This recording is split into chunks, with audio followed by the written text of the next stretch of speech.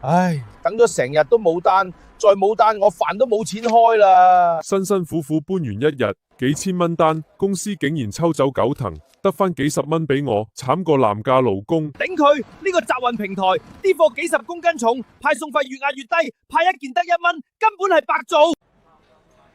唉，細時唔讀書，大個做運輸，而家連運輸就塊屎都冇得食啦。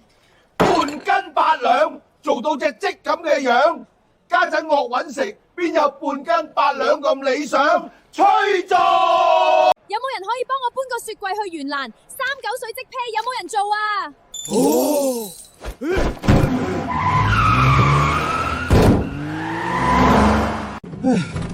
？3個人分，每人各得1嚿水。